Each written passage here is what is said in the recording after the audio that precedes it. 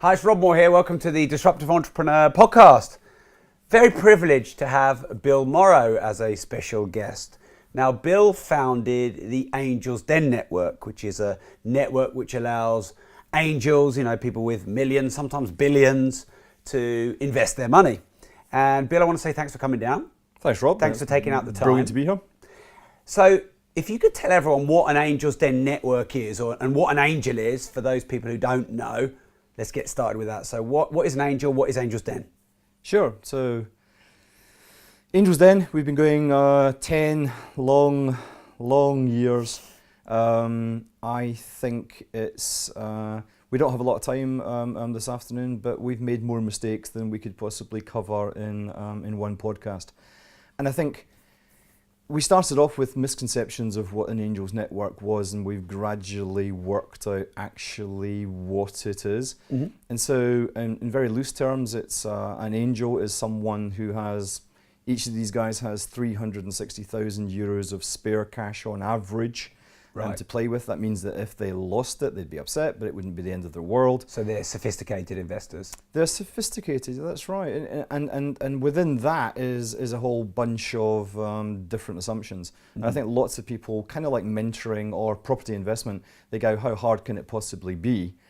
And one of our huge learnings is actually just taking people through the principles. Is actually more about knowledge impartment. Sure. So, we're Europe and Asia's largest player. We have over 19,000 of these high networks registered with us. And their average amount that they have disposable, 360, did you say, thousand euros?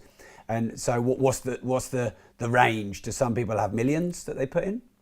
Yeah, some people put millions in. Not that many, because it's not often a great strategic move to put millions into one thing. Or it's always really suspicious when companies come to us as well and need millions and millions. What the average person, average angel, is going to be more comfortable doing is going, look, dude, I'll give you millions, but here's some landmarks that you need to hit just somewhere along the path, and I'll give you, here's 500,000, and I'll drip in whatever you need along the road. But you have to keep your end of the bargain.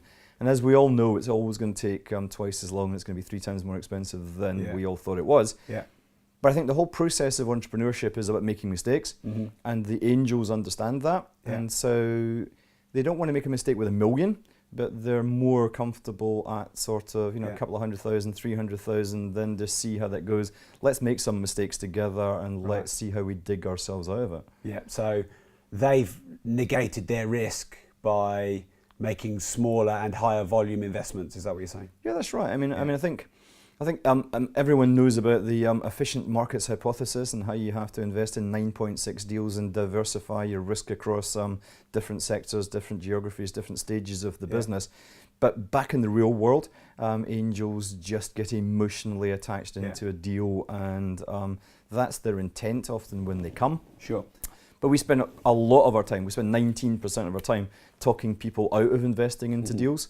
And I think part of that mechanism, part of our learning, part of our, we've got 3 huge epiphanies. And the first one was that we see over 100 business plans a day, currently at the moment, but every one of them asks us for the wrong thing. Right. So they're all asking us for money, and what they actually need is mentorship. What they actually need is knowledge and experience, and what they actually need is contacts. Then they need the money. Right. And that sounds really sort of like kind of straightforward, but the reason that we love you guys here in Progressive Towers is that I kind of think we're in the same business, and if I may be so bold, but I think our business isn't necessarily about getting deals funded or taking angels' money. It's about imparting knowledge to both sides. Sure. It's imparting knowledge in terms of how to actually get funded. What do angels actually look for? How to pitch your business? And then from the angel side, and this took us 28 months to figure out, that just because you're rich doesn't necessarily mean you know how to value a startup, or just because you're rich doesn't mean you know what the dragon tag clause in a shareholders agreement should look like, what a good lever, bad lever is, what the discount rate and convertible loan note is. you made your money in pharmaceuticals, you're sitting in Slaughter and May's office, it's 1:30 in the morning, and the lawyer asks you one of those questions, you're going, Yeah. dude, I have no idea. And there's no reason why they should. So we train the angels Sure. across the world. We train 2,700 of them now, Right. but how to be effective angels. Okay, so I'll get back to that in a minute. So 10 years ago when you set up Angels Den, what problem did that solve? Yeah. So my jotted career history, dodgy business studies degree, joined Virgin, became an accountant, made the biggest mistake of my life, left Virgin, moved into investment banking. The bank saw through me in 3 days. And if I thought I was an incredibly bad accountant, I was an awful, awful investment banker. Just dreadful. But the clients loved me, so they kept me on. I set up my own business, sold that to a Wall Street bank, and I retired. That hit the press, and stupid people kept on writing to me, asking me to put my own money Right. into their deals, not knowing that I was... So you're like the alcoholic who set up Alcoholics Anonymous. Yeah. You solved your own problem. I solved my own problem in as much as I then found one deal which I thought was awesome. Yeah. And I then met 46 businesses who pretended that they had money, or they pretended that they knew people who had money, or they pretended they could give me advice, get me investment ready, write my business plan. And at the end of 6.5 months, I walked away with nothing. Right. We got very drunk on Rioja Reserva, and we sort of dusted ourselves down and went, what has just happened? Here I am, an accountant, an investment banker, and I'm Scottish. I've got ripped off? I've got ripped off? Wow, what is it like for people out there in the street that want to minimise the amount of time they spend with freaks like me? You've lost investing money. Yeah. Yeah. Oh, I mean, and Are you able to say how much? I've lost millions over the years. Right. Millions. And so that was the driver in wanting to set up a platform which would protect people from that experience? That sort of thing, but also just to make it easier for people looking for money, because once again, if I'm getting ripped off, there's no chance for people that aren't numerate, aren't into that sort of world, that don't understand the questions that are being asked. But then as we set that up, it then became apparent that there was lots of people with money that couldn't find good deals to invest into. And so to answer your question, what's the pain in the marketplace? The pain is twofold, and our solution is knowledge transfer to both sides. Yeah. So we're probably the world's largest pitching organization. We can tell you how to pitch your business. But similarly, much like I covered in terms of the angel, it's not straightforward. I think if people go into it and go, I've seen that BBC Two television programme, whose name I cannot bring myself to mention, and how difficult can it be, then they're going to lose their money. Yeah, because I mean, that's just sound bites, isn't it? It's horrible. You just, yeah. Haven't been able to watch it for 9 years. Haven't been able to watch it. So you just a minute ago, I don't know if you answered it, said that there were two problems that setting up Angels Den solved. Can you just remind us what those two problems Yeah, sure. are? So the two problems are really just, it's the same problem, but from both sides. Yeah. So for the entrepreneur, how best to present your business, when's the right time to come, how best to pitch. Yeah. And then for the angel actually investing into the deal, how to do it most efficiently, Right. so that we help preserve your wealth. So if we're looking to preserve their wealth, then it's good news for these guys on that side. Okay, so I'd love to dig into all of that. We'll get there in a minute, but I just want everyone to really get a feel and a flavour for what Angels Den is and what you've achieved. So do you have Angels Dens in more than one country? Yeah, so we were very fortunate in our second year, so we've been going 10 years. So a very long time ago, we set up in Singapore under the patronage of Standard Chartered Bank. And that was really, really wonderful. And that gave us a very large number of angels who think in a different way and were looking for different kind of deals. That naturally led us into Hong Kong. Yeah. We got a pretend office in Malaysia. It's somebody working out of their bedroom. Right. It's not really there. We also enjoyed the patronage of the government of Qatar. Right. So we're in Qatar, Dubai, Abu Dhabi, and Kuwait. Wow. We've got 2 offices in Germany and Yeah. 4 offices in Mexico. Right, and how many in England? England, Scotland? You mean the United Kingdom? The United Kingdom. England. We've got Glasgow, Edinburgh, I was going to Leeds. get to all the other countries. Bear with me. I can see I'm sitting opposite a Sassenach. Yeah, we've got 6 regional offices up and down the land. Right. But the weirdness is, so we're the biggest angel network, say, in Scotland. Yeah. And we funded 14 deals last year, Right. 100% of which were funded in London. Wow. Okay. So it's London money going into the regions. And are they like franchises, or are they all sort of centrally owned? Not centrally owned. Yeah. Yeah. Okay. Great. So rough sort of volume of deals done. Do you sort of track how many deals are done a year, or the volume of money exchanged in terms of obviously lent and borrowed? Sure. Or invested and received? So we do, so last year we did 100, this year we'll do 200 deals, and the average deal is about 360,000. So you do the math. Yeah. But for me, it's not about how many deals we do or how much money we're actually looking at. The metric I run the business on, and this is something I hope we can expand on, isn't necessarily, because I think anybody can get funded at the moment. We've never, ever seen so much money. Right. Never seen so much money. So it's an easy number to sort of play with. What I'm much more interested in is the sustainability of the companies once they've been funded. Yeah. So are they still going in 3 years, 4 years, 5 years after after they've been funded? And that's what we're looking at. So in every deal we're looking at, when we're curating the deals, we're looking at the management and how good they are, how good the model is, what their IP is, but looking at it from a sense of sustainability. And having done the gap analysis, what is it that they need in terms of mentoring? And then with these guys, we're also looking to see that they've got the skills that can help these guys survive in business. Sure. Okay, so why do angels need Angels Den?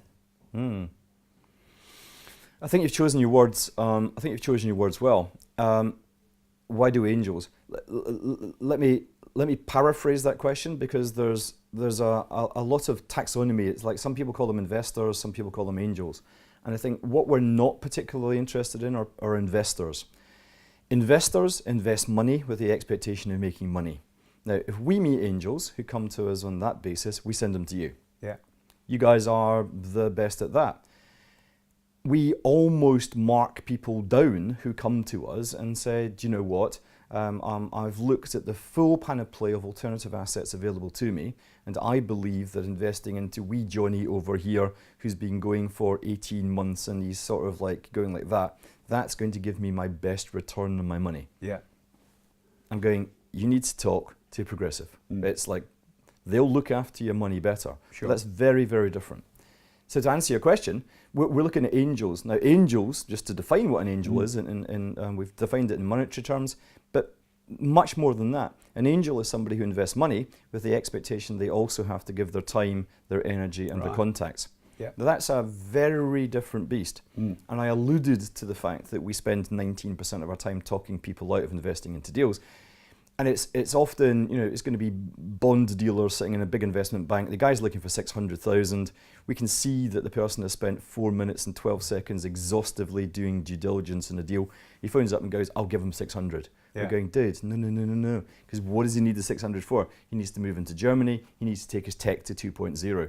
With all due respect, man, you don't have the skills to actually get him there. And so it's not just about throwing money into deals. That's something we're very strong about. Yeah. And I think our track record Well, if people sticks up just, for sorry, itself. just jump in, exactly. Yeah. If people just do that and then it all goes wrong at the back end, Angels Den is gone in 3 years, isn't it? It's like... Sort of thing. I mean, it's difficult with the angel relationship. So we have had deals go under, absolutely. But because of the nature of the deal, so if the deal goes under and an angel's invested into it, whose fault is it? It has to be the entrepreneur, bad luck, the conditions have moved against him. But also, if the angel's doing what he's there to do, is actually advise, is actually help them see the bumps that should be coming up and help them do it. Yeah. The whole point of angel investing is that you actually become complicit within the environment. Yes. So that's a good thing and a bad thing. Investors just throw the money in, go, there you go, Rob, mate. Good luck. See you in a year. Send me some, what are they called? Accounts, maybe sort of thing. Yeah. Now, they will lose most of their money because they're missing the whole point. They're missing the whole point. Yeah. The whole point of investing has to be, doesn't have to be, you want to lose the money. And we see plenty of deals that we couldn't touch getting funded. And we'll come back to that. But here with these guys, it's about something else. It's about It took us 26 months to figure that out. So why do angels invest? Yeah. And I think that's kind of weird. So for 26 months, we assumed that angels were investing to make money. We had 2,100 angels at the time, and then suddenly we had this brainwave. We went, guys, can you tell us why you're investing? Making money came in at number 3. Now, this Scottish accountant was going, really, number 3? Because we'd been doing it completely wrong. We needed to pivot hugely. We needed to change the whole site because we were presenting deals in terms of IRR and DCF and NPV and a whole bunch of other TLAs. And that wasn't it. Number 2 was about giving something back, helping younger people not make the mistakes that they've made, because 92% of our database are male. It's going to be ego. It's because if I introduce you to the camera across here, and the camera is the buying director of Tesco's, you get a big contract, the value of our business increases. But the next time I walk into the clubhouse, he buys me a triple whiskey. Now for me, the human capital is actually probably just as important. Yeah. But the biggest factor, bigger than 2 and 3 combined, the reason that angels are looking to invest between 8 and 9% of their total portfolio with us is that this is what gets them out of bed in the morning. And that, we never saw that coming. Yeah. Absolutely never saw that coming. So 91, 92% of their portfolio is with you guys. It's in stocks, it's in bonds, it's in cars, gold, wine. That's going to make them money. You will make them money. The people that we have brought to you have made money. These people are looking for something else. Yeah. They've got the money in there, they're making money. It's not like they've got too much money, but they're actually just looking for something that's going to keep them going up here as well. So I'm too young to retire. Or, you know, they wake up in their Tuscan villa or wherever they are in the world. It's 9 o'clock on a Monday morning and they're going, oh, this is fantastic. You know what, I need to get out of bed today because, oh, really? Is this it? This is it. I've moved 9% from Fund A to Fund B. I've checked my properties, with all due respect to property, but they're still there. I've checked on Google Earth, yeah, they're still there. What now? Seriously? Is this it? Now, they're not stupid enough to start up their own startup. Yeah. But they will invest into a startup where they share the values of the person. So it's not necessarily because we said making money, they're not philanthropists. They still want to make money, sure, but that's not their major concern with 8 to 9% of their portfolio. The big point here is that actually what they're looking to do is to stimulate their grey matter, to actually get involved in something again. The average age our angels die is 56, and they have made a concerted effort not to get involved in anything again. And they all die of a broken heart. We see 4 a year, they die of a broken heart. Yeah. Their hearts just give in because they're going, wow, for 28 and a half years, 29 years, you know what I've been doing? I've been chasing money. Now I've got money. Really? Is this it? New friends? Well, sorry, Rob, but you weren't my mate before I made a whole pile of money. Now you want to be my mate? I'm sort of going. The wife wants them out of the house. You know what? I used to have a really good marriage and I used to have a really nice life, and now you're in the house every day. Every day you've got that little Dymo flicky thing that tacks everything. You got all the DVDs in order by director, by genre, by stage, by year. I'm going to kill you. I am going to kill you if I have to carry on like this anymore. And so they're looking for other interests. Yeah. So it's not the ones that offer them the most money, because we see 450 angels a day. 6 of those 450 bother to even look at the numbers. They know your numbers are BS. Yeah. They are. You have no idea. If somebody comes to us, the 110 we see a day, if they go, you know, these numbers are right, we know you're stupid. We know you'll never get funded. Everyone's numbers are nonsense.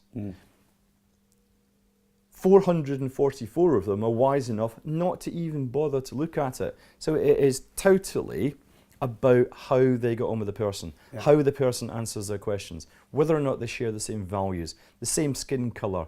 If you're wearing hijab, I'm wearing hijab, then fantastic. We'll probably get on just as well. It's not politically correct, but it's just what makes the world go round. Yeah. Yeah, you know what? As you're sitting here telling me this, it's sparking off a load of my light bulbs. I've started investing in Lego, and I have no interest in Lego.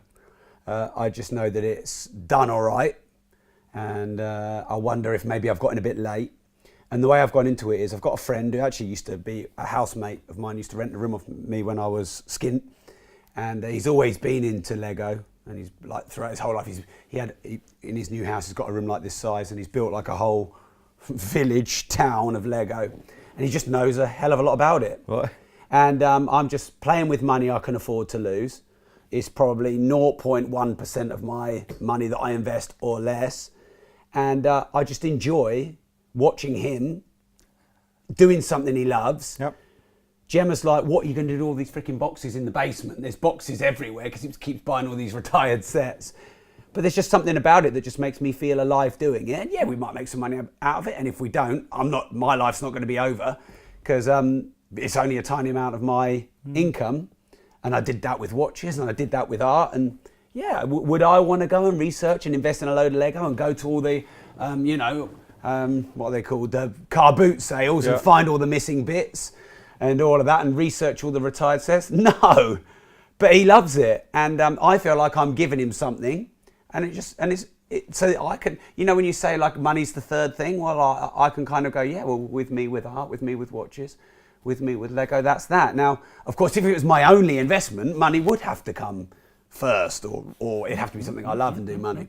Because I think this is really interesting. I want to dig into some of this, Bill, because immediately you're probably busting a load of myths about what people think angels are and what they're like, and also what Angels Den is. Because, one might assume, if they don't know, Angels Den is a hub that connects people with money with people who need money, and then you make your cut. But you're clearly saying that might have been what you started, but that's like the last thing that you are. Yeah. And that just happened over time because you actually learned that that's not what's needed. We now have that business plan. We also made like an absolute wonderful schoolboy error. We spent 7 months researching the marketplace before we launched and still got it laughably wrong. Yeah. And we just should have jumped in. Jumped in. Get with perfect both feet, later. Made the mistakes and then done them. But the business plan number one was laughably naive and is now in pride of place in our bathroom in our St Pancras International office. Yeah. We're now on the 27th iteration of that business plan. Right. And it's, I think it always has to evolve. You're moving with the times, you're moving with the thing. But mainly it's because we're moving, we're learning, we're actually able to understand, much like I've said, and it's worth repeating, that it's very much about knowledge transfer. Because if the angels are not knowledgeable about what they're investing into and what they should do, then they'll probably lose their money. Now, why should I care? Because guess what? They'll lose their money, they'll tell their mates. At the moment, we see 350 angels a month join us. We don't spend a single penny on marketing, all word of mouth. Yeah. So it's not only is it crucial, but it's really quite nice for me to actually be in that position. So every month we get, I think our next biggest competitor has 290 angels. Yeah. Every month we grow bigger than our largest competitor. Yeah. And it's because we've been around a bit, but it's also because I think we understand what our business is. It's kind of like Starbucks. Starbucks had an absolute pivot 2 years into what they were doing. They used to think they were a coffee vendor, and then they discovered that actually what they were doing is renting short-term office space for people that wanted a meeting or just wanted to hang out, wanted to study, wanted to go on a date. But they were renting. That's where the chairs got comfier. Yeah, they talked That's about where a the second ambient home music. or a second office, didn't they? Yeah. Absolutely. But for them, once they realised that they weren't a coffee company and they were something else, they were able to then grow. They connected with both sides of the equation. And I think if you're not keeping both sides of any business happy, no matter what you are, selling bottles of water. If the bottle, the person you're buying the bottles from, or the person that you're buying the water from, or the consumer, if one of them isn't happy, your business is short term, and you will go out of business. Sure. So, why do you still do it 10 years on? Because it goes back to your Lego. It's because of Lego. No, it's not. It's because the major thing, so in terms of like every company that we see getting pitched, the companies that pitch, the companies are all pretty good. The companies that pitch at our events are all pretty good. These guys who are looking to invest in them are pretty good as well. What's the one thing that keeps them going? What's the differentiator, the one thing you cannot fake? And that is passion. If you are not passionate about what it is that you're doing, seriously, give up, get a job in something really dull, or try and find your passion. I think that would be great. But we see so many entrepreneurs, it's a microphone and it's the best microphone in the world. And you're going, dude, it's like it is the best microphone in the world, but you're not the guy to be running it, or actually you're just not passionate about it. I'm really passionate about what it is that we're doing. And much like I said about, this, we keep on pivoting. It's the passion for imparting the knowledge to the angels. And so in every deal that we see, every deal that we do, every pitch that we do, our processes increase and increase and increase. Now, I'm not the process person, I'm the Captain Chaos. I'm the one that brings home bright, shiny new things just to mess with my board. You're the disruptive entrepreneur. I am truly disruptive, and I really kind of enjoy that, but not for its own sake. Because I'm looking to disrupt the ways that we can impart. We can tell the entrepreneurs and tell them in a nice way, look, dude, you'll never ever be an entrepreneur. This is not right for you, man. You need to just go and do something. Or your business is really great, but it's a lifestyle business, and that's wonderful, but you're never going to get money from it because you're not going to be scaling, and it's not like that. But to actually be able in a process way to do that. And also, we're talking to 16 other governments right here, right now. And what's that about? It's about going back to the sustainability. So over 10 years, 92% of all the deals that we've ever funded are still growing. Wow, that's great. Well, it's suspicious. Yeah. It's suspicious. It's so good, it shouldn't be. No, but I'm a cynic, and I'm looking at it. But then maybe you begin to understand, because we super curate the deals that we see. We might take one a day, maybe, and then we're putting in experienced business people, but then training them how to add the specific value to the deal. Talking people out of investing into the deals, just getting the deals done. Helping them all the way along the road, so that every deal has to have a lead investor. Sure. And that lead investor is the guy that gets you, the guy that gets your passion, the guy that actually wants to be alongside you, the guy that can mentor you, can give you the contacts, which are by far and away the biggest thing in any business. Property, it's like contacts are so important. It's finding that, and it's finessing that. And I think we've only just started in a way. It's like, we were so laughably naive sort of 7-8 years ago. Now I'm really excited. I'm really excited about taking it into other countries because we've got the processes and the systems and controls. If you and I wanted to open up in Bhutan this afternoon, we could. And it's really straightforward for us now. We've got a huge investment into tech. But I'm not interested in that. I'm not interested in the process side, because I'm the disruptive entrepreneur, the attention deficit Labrador, as I'm called in the office. For me, it's much more about just expanding the news, because nobody else tells it like this. Nobody else tells these people that it's not about the money. Nobody else tells people that it's not just about giving them the money and then walking away. I mean, I genuinely, we track over 200 different companies. No one is giving out that message. But when I sort of mention it to you, it sort of seems, you kind of go, well, that seems sort of sensible. And we're not making any secret of it. But we're getting to such a large scale now that is almost in itself a barrier to entry. Okay, so if we could just pivot this conversation a little bit. When should and shouldn't an entrepreneur look to raise finance from an angel? So let's start with, when shouldn't they? When shouldn't any entrepreneur who wants to grow and scale, get money off an angel. Yeah. I think there's we see a large number of those coming to us on a daily basis, and some of them are just ideas. So it's your question presumed that there actually was a business there. The vast majority of deals that we see in a day, 70% of them, are just an idea. So you're saying it's too soon? Yeah, far too soon. Okay.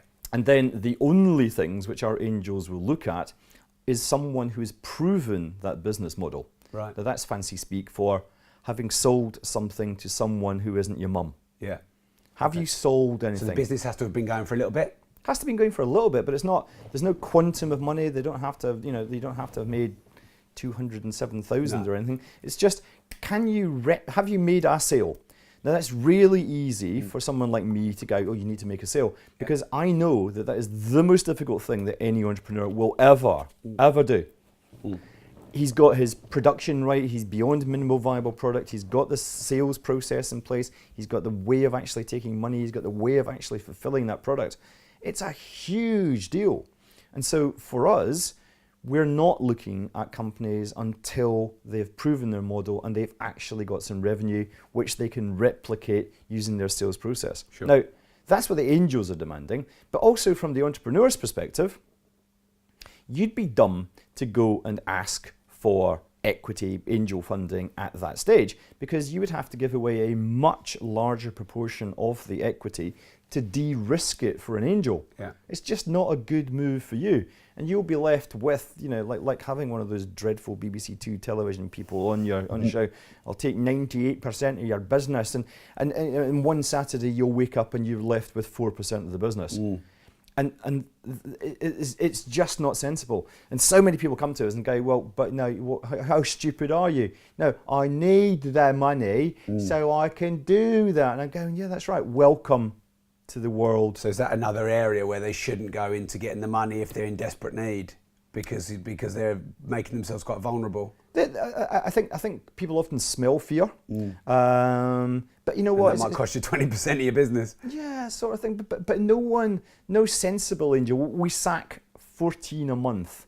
We sack 14 angels for being rude, for being overbearing, for asking stupid questions, for being aggressive, for trying to do a dodgy deal.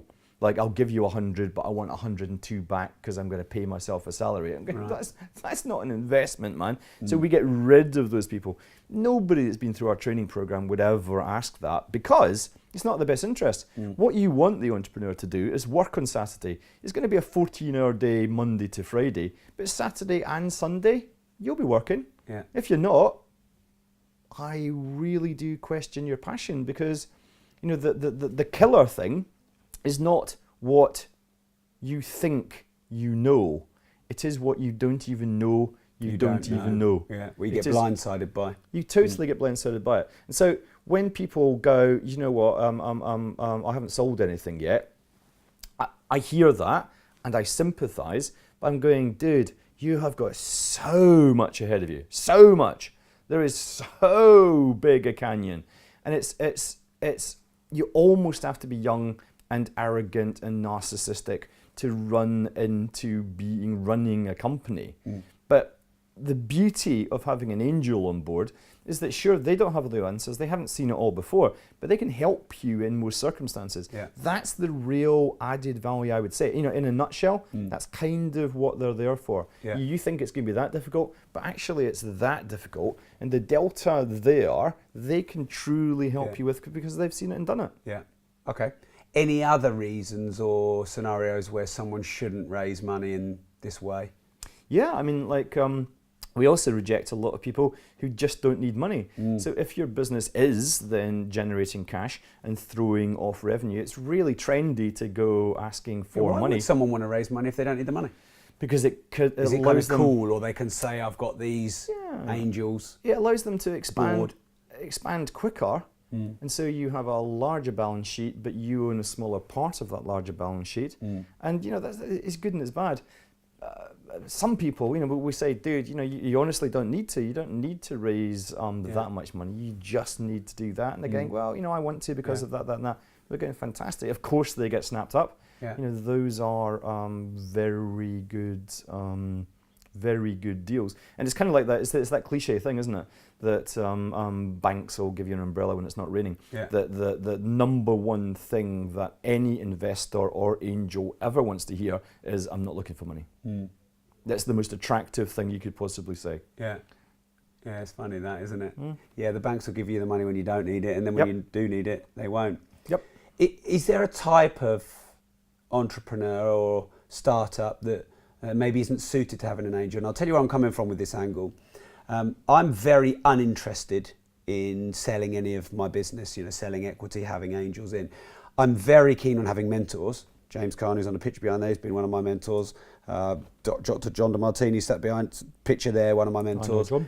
But I know I'd be the worst person to be sat in a boardroom with a load of board members of my own company telling me how to run it. And I know that's going to bring out the worst in me. So I guess you could say I'm self-aware enough to know my weaknesses. Is there a kind of personality type that makes a really bad person to sell shares in their company? Yeah, you. and so I'm glad I haven't done it. No, and me as well. And I, you're much more evolved than I am, probably because of Dr. John. Love Dr. John. But the point being that I have done it. I've gone down there and I sit in board meetings and I'm just so bored. Yeah, it's just not my scene because I'm off. They're looking at the past. I'm kind of like it's there. It's really interesting, but actually I'm looking at much different things. And also, you want to make decisions and you want to be fast. Yeah, and you want to get things done. And I think it's not necessarily it's not arrogance, because arrogance is actually quite attractive quality. But the number one thing that you need to accept, and you mentioned self-awareness, is actually having self-awareness. We meet so many entrepreneurs that are not self-aware, who don't actually understand. The only ones that we get funded are the ones that go, do you know what? I'm awesome at alpha, beta, and gamma, but these things, and these things, not so much. Those are the skills that I need. Now, an angel thinks that's incredibly attractive. So one of our friends is Levi Roots. Now, Levi Roots went on that dreadful television program I can't bring myself to mention. I think I'd get sued if you did now with what you keep saying. No, they really are muppets. But beyond that, it is just television and it's great. But he couldn't have messed up his pitch any better. He got litres mixed up with gallons. He got the decimal point wrong to 2 places. 2 of the angels said, I'm out, before he remembered he had a contract with Sainsbury's. Couldn't have messed up any better. They piled in. Why did they pile in? Because he exposed his human weakness. He is a marketing genius. He was absolutely onto something, and he was deficient in numbers. Now, the one thing that these people are good at is numbers. My God, could they help him? Yeah, they totally helped him, and they have turned his business around. They took far too much equity and whatever. But, check out Levi Roots and Fatboy Slim singing the Angel's Den song on YouTube. All right, it's worth it. It's worth it. Yeah. But he sums it up. So I'm answering your question. What kind of person shouldn't be? People that aren't self-aware. People that think they know it all. So in 110, we meet 26 of them every day. Not 25, not 27. They're all under 30. They're all male. Wow. They're all white. And they are God's chosen few who know everything. I know everything. I don't need a mentor. I have a 5-year-old son like that. I don't need a mentor. Yeah. Shush. Yeah. I don't need mentoring. I don't need any more contacts. I've got more contacts than I can do with. I'm really busy. Can you just give me the money? We're going, dude, wouldn't you? Shh. Just give me. Please. What you need to do is go to an equity crowdfunding platform. And there, your dreams will come true. Yeah. Okay, so self-awareness, just quick sort of tangent before we come back.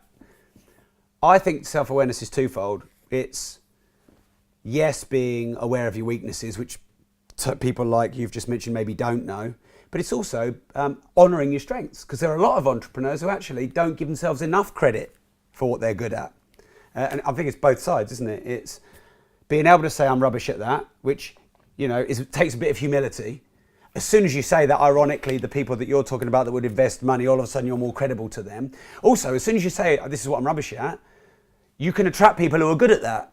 Totally. Yeah. And I think, because I'm an old hippie, and I'm kind of going, actually, the earth will provide. I mean, it's just the laws of attraction, however you want to call it, but I actually believe in that stuff. I actually believe that if you can be self-aware and go, I'm not good at this, then those things will come along. And certainly in one big group, let's talk about sex. That was actually next. Yeah. But women, women are 2.2 times more likely to get funded on Angel's Den than a guy. However, women, to generalize ever so slightly, do lack self-confidence. They don't have that maybe they got the self-awareness, but they certainly just don't brag about it in a way that guys do. Is that why they're 2.2 times more likely to get the money? It's something to do with that. So it's like if I stood up in front of a 93% audience, male, and said alpha, beta, gamma, and the audience goes, bullshit. If a woman stands up in front of an audience and goes alpha, beta, gamma, the audience goes, I believe yeah, it. it's probably true. Yeah. That's probably true. Women don't feel the need to big it up. They don't. In fact, to our point, if reality is there, women will come down there. Guys, if the reality is there, it's up there. It's a bit like when you ask men how many people they've slept with and women how many people they've slept with. I wouldn't know. Men exaggerate it and women underplay it, apparently. Oh. This is an interesting route this podcast has gone down. That is an interesting route. But it's because, and it's on a subconscious level. The whole thing is subconscious. Yeah. The whole art of what we do isn't matching up balance sheets and I want 100 times return and you've got 100 times return. Now, there are lots of networks out there that do that and they're not particularly successful. But once again, if you take it back to basics, they wouldn't be. Because this he has no idea he's going to make 100 times return. It's just absolute nonsense. If somebody's so stupid as to actually invest on the basis of that, then that's really cool. Whereas women are on the whole self-effacing and need a lot of help. They, on a subconscious level, you just kind of go, wow, actually, I bet it's actually up there. And with me on board, I could really help you there. Women are much better at the self-awareness, the first one that you mentioned, and actually going, this is explicit. I'm actually not very good at this sort of stuff. So just jumping in quickly, because this is starting to form a pitch here. So basically, if we're forming a pitch, just generically speaking, we're trying to put something together, we should maybe slightly underplay rather than overplay. We should maybe increase or slightly overplay marginally our weaknesses. We should be brutally honest about our weaknesses as well as our strengths. Is this kind of what we're saying here in all of this? Totally. Yeah, no. I mean, but I love that. Whoa, we're going off on tangents, aren't we? But I love where this is going. So one of the big questions that we get asked, and I'm still on message, is what should I wear to pitch? And it's a trick. It's a trick question because the whole point is if you're comfortable wearing shorts and flip-flops and a t-shirt, dude, wear shorts and a t-shirt and flip-flops. That's awesome. But what happens if an angel's alienated by that? What happens if he's looking for someone in a suit? Then he's not going to like your business. Yeah. Just be real. Just be. There's no point. There is no point in.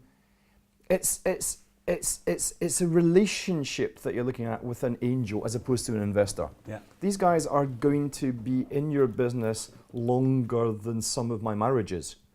It's going to take 3, 4, 5 years for them to get the money back out again. They're going to be there, which often then means that the tables get turned. So each one of our pitching events, you normally get 3 angels interested in each company. Then the company interviews the angel. So he goes, dude, listen, thank you very much for the offer of your money, but have you got the skills that I need to move it forward? No, okay, thanks, I'll come back to you. Boy, have you got the skills? But it's how you get on with each other. Do you share the same values and the same opinions? So it's, I like your forming a pitch, but it's really just about opening a kimono and just going, look, here it is. Here is the reality. Men, to generalize, find that quite difficult to do because they're always, you know. Well, they probably want to be perceived in a good light. They probably feel like they have to sell themselves, and then the temptation is probably to slightly oversell themselves. Yes, that was very well put. There is a temptation, and always they do. And know what? I mean, once again, on a subconscious level, the angels are looking at them and going, that's oversold. But nonetheless, if I ramp that down 40%, it's still pretty good going. And the boy's energy is really, really good. Women, on the whole, will spend 3 times longer getting their business plans and their huge things together, and they'll be super, super, super prepped. But they won't big it up. But they'll be super prepped. Yeah. To an extent, the guys just are bewildered by. Yeah. So I'll tell you what's really interesting about this is because there must be a lot of people listening, watching, who, you know, like the idea of pitching for money or like the idea of meeting angels. And we've all got our own insecurities, and because we probably want to cover them up. And obviously we want to make a good impression. And really what we're saying, I think, in this conversation is we just need to show them who we are, and we just need to accept who we are, and we will find the right people if we show them who we are.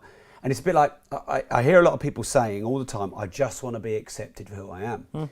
So show them who you are then. If if you're hiding who you are, how can you expect anybody else to see you for who you are if you're hiding who you are? No, I'm totally with you. And so we offered training for the entrepreneurs before the pitching. So we did 5,200 pitches last year. We have an encyclopedic knowledge that a woman should pitch in a very different way from a man, that a geek should pitch in a very different way from a property deal, that a retail deal should pitch in a blah, blah, blah, blah. You get the gist. And we teach people how to do it. But it's not about that.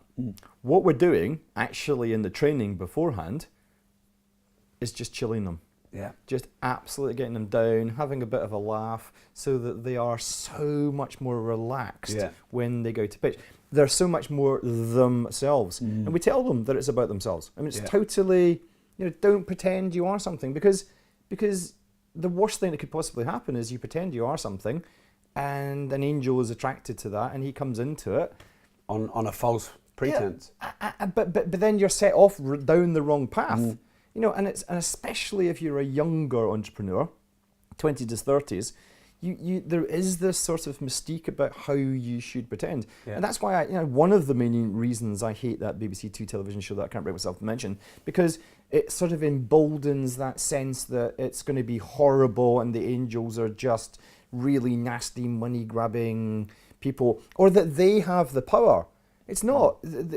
One of the things we're really, really keen to get across is that these angels are, on the whole, really nice people that you would want to have a pint with, and they will ask you to get around, and they will get you around, and they just want to help. Yeah. They want you to come up with the right reasons that they can invest, rather than looking for reasons not to invest. But the reasons that they will invest are because, once again, it's a trend we keep on coming back to. Yeah. They'll be attracted to something in you. The way you dress, the way that you make eye contact, the way you handshake. 1, 2, 3 seconds to give me a business card. Dude, I just don't like that. I don't like the fact you take so long to do that, and I'm out. I don't like the way you're dressed. I don't like whatever it is. How you answer questions. I was just wondering, it's a B2B model. Shush! How dare you interrupt my pitch? Whoa! Might not be investing, but I'm going to make 100 times your money. This is totally discretionary. I don't want to spend my time with somebody that has little patience to listen to what it is that I want to do. I'm not a bank. I want to do this for a whole bunch of reasons. The number one reason is that it's something I want to get out of bed. Okay, so let's go now on. We said what kind of people, entrepreneurs, probably shouldn't look to raise money from angels. What kind of people or what kind of businesses or what stages should they? Yeah. So once again, and benefits. Yeah. Well, we chatted about it. The number one thing is that you should be revenue generating, that you've actually got your business model, and that you're kind of far along the path. It's going to be much, much longer than that. Yeah. The second thing is that you should have some barrier to entry protected. You should have some patent, copyright, trademark, first mover advantage, some intellectual quality which other people are not able to get their hands Right. onto. Why? Because if I come up with a microphone that is absolutely brilliant and I haven't protected it, it is incumbent on the shareholders of Google to move into that marketplace and crush me. Right. They have to. Do you know, it's funny you said that, because I study all sorts of entrepreneurs. I love entrepreneurship. I love listening, studying, reading, meeting them. And Richard Branson talked about when he set up Virgin Cola. And they had a blind cola test. One of his friends just did a blind cola test, and his favourite one wasn't Pepsi or Coke. So he decided to set up Virgin Cola. And he went into it and he did his whole, usual great PR stunt thing and got it in all the shops, and it started really well.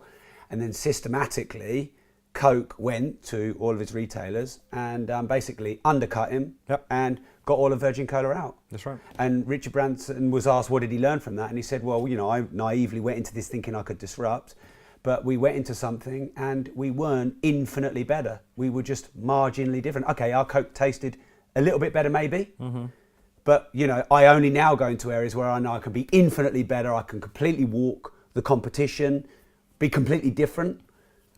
And I think it's, obviously I know, having spent far too long at Virgin, I know Virgin quite well. And I think if I may say so, that once again, it takes us back to the Starbucks thing. When Starbucks found out that they were renting office space, Coca-Cola is not a fizzy drinks company. Coca-Cola is a distribution company. And so if somebody comes into the marketplace, of course they can crush.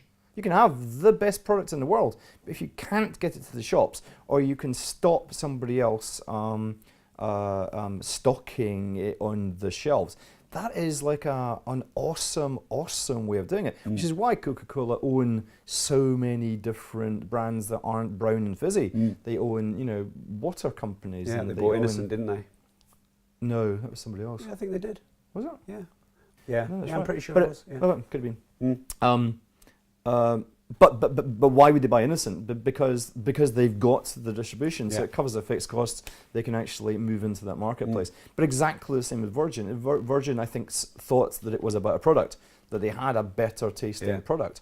They still sell it on, they still give it away on the flights. I just love the brand. But that was their big mistake. And so, going back to the question, what do you need? You need to have revenue. You need to have a barrier to entry which can be protected, and that's much more complicated as well. But here's the weird thing. So we meet in Hong Kong, Singapore, Qatar, Guadalajara, 30 companies every week. So in London, the British Library, we meet 30 businesses. And here's the most difficult question we ask them. Okay, Rob, dude, tell me about your business. 36% of people in each one of these places every week with monotonous regularity, 36 fail to be able to explain what it is that they do so that someone who isn't in their world can understand it. And I'm not saying it's not we give them half an hour and they're going, man, I actually thought I understood what you're doing, but I have no idea what you are talking about. I'm so glad you said this. I get people daily messaging me, daily pitching me, reams of emails. Sometimes when I speak to people on the phone or I mentor them, and commonly I have to then say nicely, so if you could put that into a nutshell statement, what would that be? And that's my way of saying, I don't understand, so put it in a phrase that I can. And I must say 80, 85, 90% of people I talk to, I mentor, who pitch me or whatever, I don't know what they do. They tell you they do everything, which is to me the worst. Oh yeah. Because then you don't actually, if you do everything, you do nothing. Yep. No, that's certainly an interesting one. But once again, if you can't explain to somebody else, and it's like they go, what? You mean someone has to understand what I do before they're going to invest? Whoa! When you put it like that, I get it now. But also, it's not even about the explanation. It's if you can't explain it to an investor, you probably can't explain it to your staff. You won't get buy-in off the staff at the staff level that you need to do. You won't be able to explain it to somebody who wants to buy your product. These are three really simple questions. Yeah. Really simple. You have to have sold something, you have to have a barrier to entry, and there has to be some way that you can actually communicate it. Now, the fourth one, and we've touched on it before, is 3B. It's all very well communicating, but you need to be able to do it with passion. Yeah. If you haven't got passion, just leave it at home. Just Yeah. go. Just go. Because you have to be passionate. I get so many people coming up to me and going, oh, what should I set a startup in? I've got an angel. We've got two angels at the moment. Both of them got £1 million, and they're going, do you know what? I don't think I'm going to invest in someone else. I'm going to set up my own startup. I'm going, dude, that's fantastic, great. I'm a champion of entrepreneurship. Fantastic. What's it going to be? Oh, I don't know. I'm just going to find something. Is it smarter to go into a business that's proven, or set up something that's a hobby that's unproven? Yeah. Or is that like a false dichotomy question? Oh no, sorry. I thought you were joking. No, I was asking you. Oh no, because I get these questions all the time as well. Yeah. No. It's for me, to a huge degree, and I'll use your word back at you again. It's de-risked. They've done the most difficult thing. They've actually sold it. It's on a path of growth. It's got a barrier to entry. They've already got a team of people because they can communicate with passion, and you're buying into something that's there. But what does there mean? There means that they've made that many mistakes already. Now, to start off on your own thing and own 100% of not a great deal seems to me to be not an optimal solution. Yeah. See what I mean? It's just, you once again, back here, you haven't even got a clue what it is that the mistakes are that you're going to have to make. Yeah. The thing that you're buying into isn't the balance sheet, isn't the equity, it is the fact that they have managed to bundle through a whole bunch of mistakes, and they're still there, and they're still passionate. We meet everybody and people every day, like, oh, I'm just beaten. You know what? I just can't do this anymore. I get that. I totally get that. Absolutely. Probably uninvestable. Yeah. Really? Oh, sell it to me. Sell it to me, big boy. That you're absolutely exhausted and it's left you a shadow of the man you used to be. Oh yeah, because you're the kind of guy I want to hang out with. Do you know what's really ironic or kind of uncommon sense about this is, because obviously we've got hundreds of thousands of people in the progressive community and they're always asking me how do I pitch and how do I create the best case. What we're really saying is, doesn't need to be a lot of experience, a little bit of experience. It's about you, the individual. Are you self-aware? Are you self-honest? Are you not bullshitting? And do you love this? And that's way more compelling than history and credibility and a big sales pitch and everything else. And surely anyone can be self-honest, self-aware, passionate, no matter who you are, surely. But I think it's difficult because there's a whole paradigm of people watching television shows that don't do us any good, like The Apprentice, pretending that you're something else, pretending you want to do something else. So there's a world of pretense about business. Yeah. But the sad fact is that people buy from people, no matter how cliched that is, people at the customer level, at the product level, but at the investment level. People just want to know who you are. If you know who you are. And often it's like, well, that doesn't make sense in your business plan and that contradicts what you said there, that would be a bad thing. But it's more sort of, sorry, are you into rugby or are you into football? Well, which one is it? Because both of them, one of them is quite important. Like, I'm much more a rugby man than the football. I mean, if you're into football, really?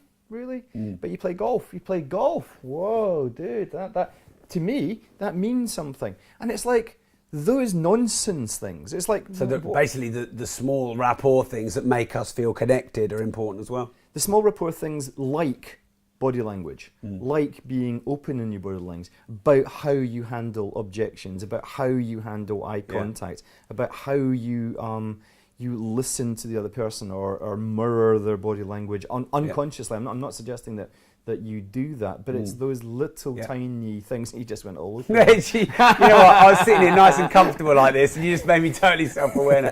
Oh yes, it's funny. Yeah.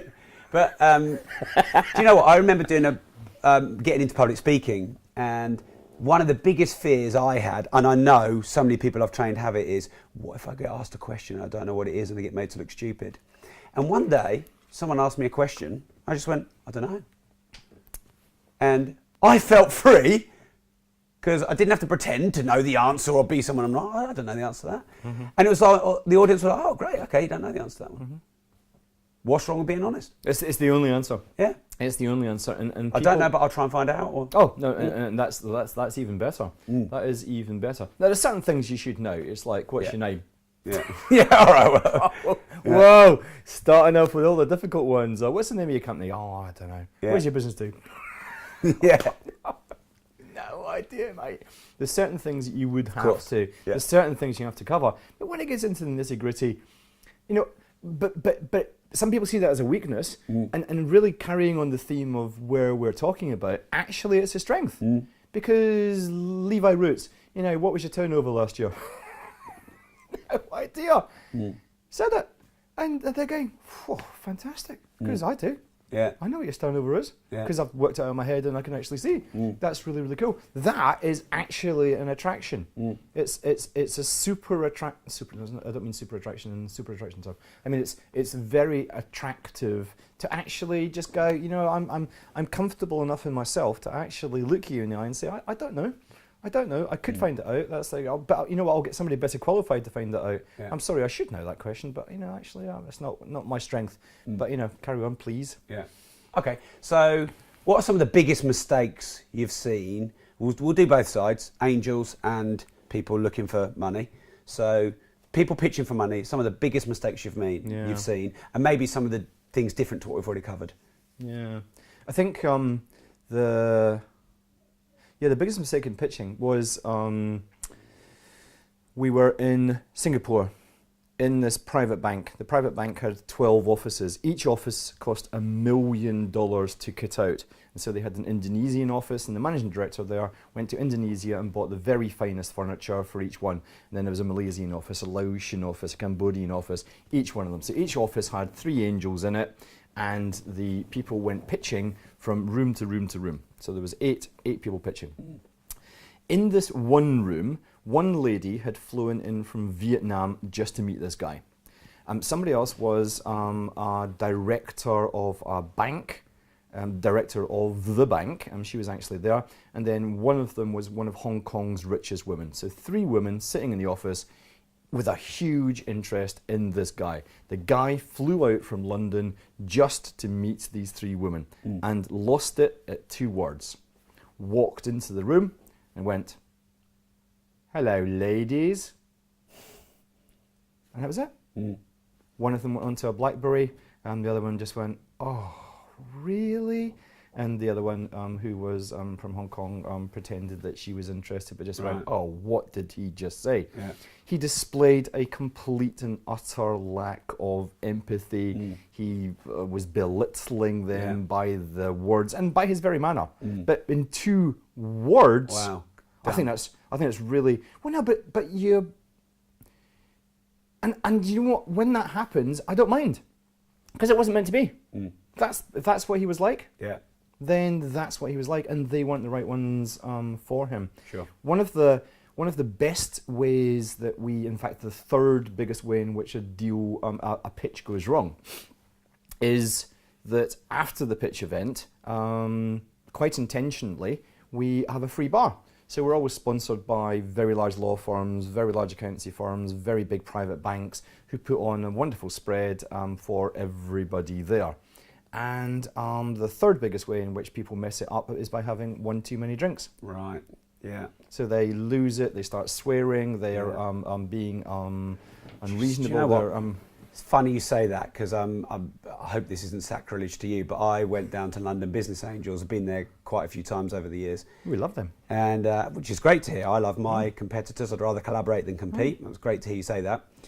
And I saw someone pitch for something which is now quite big. So I don't know if you know of Deliveroo. Of course. And this chap, and he's actually from Stamford, really near where Mark and I lived, so great rapport in that regard.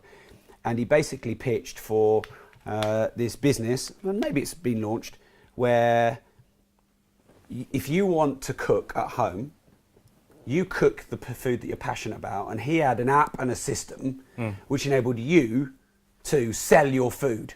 Yeah. So you love Thai, you cook Thai, and then someone orders it, and then you You know, it gets picked up and sold. Seen a few of them. Yeah, okay. And I thought, what a great idea. And I still think it's a great idea. Obviously, there's technicalities and blah, blah, blah. And I was really interested. And I was interested in investing my money. And he got absolutely wasted that evening. And I just thought, wow, that's where my money is going. And and I couldn't help it. And I was trying not to, I really wanted to like him because he lived down the road and he had a great business. And he lost me because he got hammered. Because you just think that's what you're going to do. And if that's what you're like, going back to our last conversation, if you like a pint and you want to get wasted, then that's cool. If you think that a few lines of cocaine before you go pitching is... You're telling me that's not a good way to get you... But you know what? If the angel likes getting drunk as well, then it could be a match in heaven. Yeah. As long as you're being, honest with yourself. I'm not suggesting that is, because it's not, because we've had that, and it just doesn't. You lose empathy. You lose empathy when you're drunk, and you don't come across as you should be coming across. I think something I'm really picking up here is that I think people put angels, dragons, vultures, investors, sophisticated investors, all the names for them. A lot of people put them up here like, they're just normal people. They do normal things. They get drunk. They want to trust you. They want to like you. They want to know that you're into the same stuff. And actually, they'll take a punt on you if they like you. And if you show them who they are, they're probably more likely to like you. And thus the world revolves yet another day. No, totally. And it's, but there is, and I think part of the education that we do for the entrepreneurs is in telling them that bank money is very different from equity crowdfunding, is very different from VC money, is very different from angel money, is very different from investor money. Each one of them has a positive, and each one of them has a negative. And it just depends how you zig and zag, depends what you're actually after, depends what you need. So that so many people talk to me and go, do you know what, I should very much like to get VC money on board. And I go, that's fantastic. Why? Yeah. They go, and it's such a stupid question that they go, whoa, because they've got lots of money. I'm going, yes, that's great. That's great. They have got lots of money. What do you think the downside is going to be? The downside is that you lose effective control of your business, is that you are taking a very large slug of money in to allow you to grow all the quicker. But my mates that have taken VC money, the average tenure of the chief executive that takes money is 9.5 months. Wow. Because you're an entrepreneur, but you're the antithesis of what a VC is. A VC is there to make sure you hit your spreadsheet targets. Now, if you're any CEO, you won't be interested in looking at a spreadsheet and driving KPIs and looking at metrics. And you're going, oh, this is. What's that over there? Yeah. Whoa, that's a bright, shiny new thing. That's so bright and shiny. And the VC's going, dude, back to the spreadsheet. You're going, but look at how bright and shiny that is. It's just beautiful. I should very much like to push it towards the cave wall. We're going, dude, no. We have to do this. And that tension is going to kill them. Yeah. Equity crowdfunding, absolutely fantastic if you just want the money. But you look on most reputable sites and they say, and they always caveat it by going, everyone knows that 80% of startups are going to fail. Well, I'm looking at 8% over 10 years of my startups have failed. Again, it doesn't have to be like that, but if you just want the money, so back to the 26 that know everything, the young guys that just know absolutely everything, don't need mentoring, don't need contacts and whatever, they go and they get money, mostly from equity crowdfunding, and then they go out of business in an average of 14 months. Yeah. But they would do. Yeah.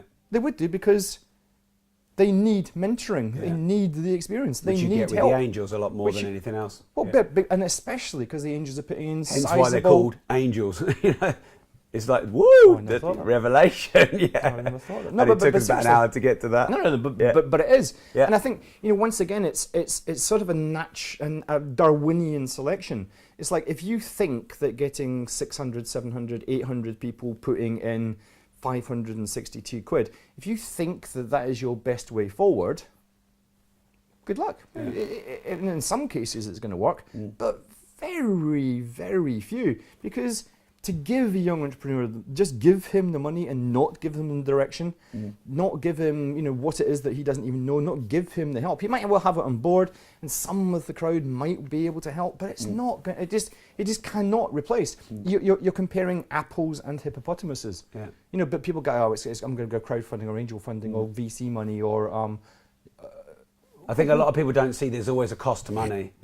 And there's a huge cost to absolutely every type of money. On the angel side, what's the bad side of angels is that you give up a proportion of your business, and you have to want to listen to somebody else. Now, often women, once again, find that very difficult. Women get emotionally attached to their businesses in a way that guys just don't understand. And so for them to effectively sell a bit of their baby, I'll take an 18% slug in your baby, is very difficult. I'm generalising, of course. But with 110 business plans a day, you should be able to see some patterns. And we can, and I get that. I do genuinely get that, but it's very different. For some people, that's not cool. For some people, they want to have 100% control in their business. And that's great. And you're doing an amazing job of doing that, and you've actually got it to a critical path where. I suppose for me, when should people look for funding? Which was your second last question.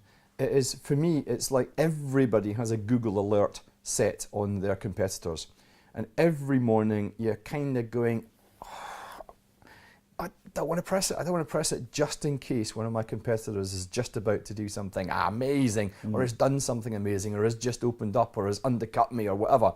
And it's when the cost, when the fear of hitting that button is more than the fear of not having, or the beauty of having 100% of the business. That is the time to go expanding, once you've proven your business model. And that's just my silly little thing. But it genuinely works. And I guess also if people really do want scale, and they want scale more than control, then you probably are prepared to give away a fair share, aren't you? Yeah. Because there's no doubt that cash can grow a business. Totally. Cash and knowledge, probably the two things that can grow the business the most, I guess. Yeah, and I think when we started 10 years ago, we thought it was all about the cash, and I think increasingly we now think it's mostly about the knowledge. So a sort of a mediocre startup will always succeed if it's got really knowledgeable people with knowledgeable backers that are super intelligent and super passionate. And it can be just a sort of, not a brilliant, you sort of go, wow, I've seen a few of those. But like Google, brainiest people I've ever met. Number 8th search engine. Not an original idea. Not an original idea. Nor is most of what Steve Jobs did. No, indeed. Borrowed it. Totally borrowed it and made it better using either contacts or a better cerebral process than anybody else doing it. And so, you can have absolutely super, super, super ideas, but run with people with no passion and or communication skills. And I'm not talking about intellect. It's not about that. It's more about the passion, I think. Because you don't have to be like super clever. What's the best thing you've seen in a pitch? Does anything stand out? You thought that is good. Yeah, Hong Kong. So 30 people, 30 angels turned up, and 29 of them went into the room to listen to the pitches. And this guy said, we've never met. Do you mind if I don't go into the room and we can just sit here and have a bottle or two of wine? I'm going, fantastic, that's great. But everyone was kind of pointing at him, and I had no idea who he was. So anyway, everybody went in, and we are chatting away, and and sort of an hour into it, I go, oh, I'm very lucky because tomorrow I'm meeting Prince Charles.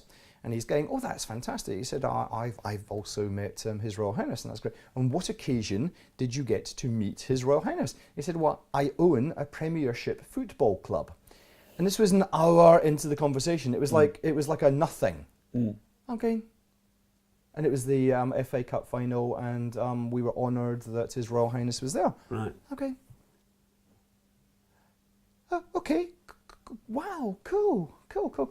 Anyway, everybody came out and everybody made a beeline for this guy. So I'm going, who is this guy? And it turned out he owned 3 ports in China. Yeah. Wow. 100%. 3 ports. It's like, whoa. Anyway, these guys came along and they were selling into the Chinese market. And what their startup was, that they had mopeds. And on the mopeds, they had paravets. These were vets that were sort of part qualified, whatever. But because of China's one-child policy, pets have taken on a huge and bigger significance in the Chinese market. So they would go, and much like the vans out there would ring a little bell and you go, or like it's lunchtime, they knew that the vets were there. So then they then opened up their satellite laptops, went up to a satellite link, went banged back to Melbourne and Brisbane, and their qualified vets, like super qualified vets, would then look at the cat on the table with the distended stomach and go, right, it's 5 things. It's appendicitis, it's gas, it's gastric flu, it's some sort of weird whatever. But take the money before you do anything. So, well, I think we can help your cat here, and give us the money. And they would do that, and they would go around, and they were making $1 million a month profit by selling. What were they selling? Yeah, that's a really interesting question. But anyway, absolutely brilliant. They were looking for $1.6 million, and the guy got his checkbook out and wrote out a check for $1.6 million. Right. As you do. Job done. Who's got $1.6 million in a current account? Yeah. Well, Mark would have a lot of that if that was there. So have you seen a fairly new startup do something pretty good in a pitch? Or, someone you thought, because obviously that kind of level of heavyweight, that's great. But anyone you just thought, wow, that was pretty amazing what they did, and they were new and not that experienced? Yeah, I mean, and often... Or a common thing you see that you think is really good? I think the best thing to sort of generalize and categorize people together, and it sort of like, it scoops up everything we've been talking about, is people just being absolutely earnest and going, I've made this mistake in my business. It's not just that I don't know the answer to that question, but here I am absolutely exposing everything. I messed this up, like dramatically. I should be sort of 14 months ahead of where I am, but I've only got to that level, and I wasted this money on this, and I wasted this money on this. And by the way, I've previously gone bankrupt because of that. And there's a much greater understanding of that. It used to be that cliched thing about how Americans demanded failure sort of thing. But Europeans are now much more open to that. And they actually go, well, that's really cool. It's really cool because I just believe that you're not holding anything back from me at all. Yeah. So it's a warts and all examination, and I think that's it's not something we train people to do. We wouldn't be that stupid. Yeah. But that's certainly a trend. Sure. A trend of just being like super honest, actually, just being totally there. Okay. This podcast is called The Disruptive Entrepreneur. To the 400,000 people that subscribe and listen, what does the word disruptive mean to you? Yeah, for me it is someone who understands that there has to be processes, systems and controls in the business, and it's a very necessary evil. But look at my words there, evil. And I think, much like we've chatted about before, it's very much about keeping the entrepreneurial spirit in the company going. And I think one of the things I'm really fascinated with is how as the company grows and matures, the systems and the controls and processes have to expand. You have to take in every eventuality. You will learn from your mistakes, and you add another process in there, and what happens if that happens, and that gets bigger and bigger. But as time goes by, the disruptive element, the very necessary element, the sort of the sand in the oyster that goes on to grow the pearl, it gets increasingly difficult to influence the ship, because the ship's the ship's now a super tanker, and it's going off, and you're coming along going, well, look, I've got this new bright thing, and they're going, what are you saying? I can't hear you because you're too far down there now. but actually keeping that disruptive, because I think once a company loses its disruptive edge, it's the sand in that oyster, then it just turns into a beautiful oyster. There's nothing wrong with that. And lots of big companies have gone off and done been incredibly successful. But it's kind of how you measure success. Is it about how big you make the processes and about that, or is it an outlet for the entrepreneur to actually, go off and challenge things, challenge the processes? I'm forever challenging the process, every process. They hate me in the office. I just come in, and I don't do it intentionally. That's just what I do. Labrador thing you said? What do they call you? Yeah, just the attention deficit Labrador. Yeah, just sort of yeah. But I think there's there is something about that. So for us, we spend a lot of money researching what makes a good entrepreneur, a successful entrepreneur, a sustainable entrepreneur, and always somewhere along that line, there's going to be somewhere on the autistic spectrum. Yeah. There's going to be dyslexia, there's going to be Asperger's, there's going to be autism, there's going to be, and those are dreadful, dreadful things. But if you can manage to overcome those things, then wow. Yeah. I mean, then you see the world in a very, very different way. And in essence, I think that's kind of like part of my definition of being an entrepreneur. My definition of an entrepreneur is somebody that makes mistakes and learns from them, but then sees the world in a very different way. If everybody else is looking at things in exactly the same way, it's very difficult to be disruptive, and it's very difficult to be entrepreneurial in that. So, my old boss, Mr. Branson, famously dyslexic, famously dyspraxic, but a dreadful thing. But he uses it to his, exact. It's one of his great strengths that he sees things that other people just cannot see. Yeah. So is that disruptive? Is how to keep that disruption. What I'm really interested in is how to keep that disruption whilst the company is going, because people just find it really irritating to be constantly disrupted. And then you get a whole bunch of people that just want to manage processes, who are my natural enemy, and to actually keep them on board whilst doing this sort of thing. Because I've seen so many businesses where either the VCs come in and kill the disruption, kill that part of it. But for me, that's killing the engine of the company. You're then left with a shell. You're left with an oyster shell. Oh, this is great. Wow, this is cool. You're left with just the beautiful oyster shell, which is in itself really beautiful and valuable. But that could have been an oyster shell with an engine. It could have had a motor outboard engine. You could have been off skiing on the back of this amazing oyster in my world. Whereas it's just a beautiful oyster. That's cool, but Is there anything I should have asked you that I haven't? One question I should have asked you. You've kindly donated your time and travelled here. Yeah. I don't know. I really like. I'd like to have spent more time just talking about the different types of money that there are out there, because I spend a lot of time with entrepreneurs telling them that, equity crowdfunding is groovy, but for some people, and for some people it's just daft. And I suppose our learning in 10 years and the learning of the very large number of business plans that we see in a day, one of the most difficult things, in fact, the most difficult thing that people report is actually raising money for their startup. And I think, I understand why they think that, but the really sad thing is that it's not the most difficult thing they'll ever do. It's the most difficult thing at that time. And sure, so it's this huge wall that you have to overcome.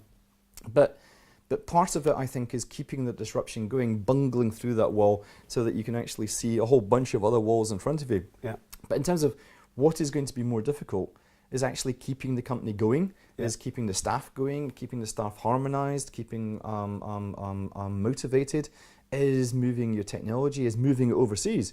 Because, Britain's fantastic, but you can only scale Britain so long before you have to move out, and actually how to do that. And so, I think I'd like you to have asked me about that, but now I've told you about it anyway, so that's fine. All right.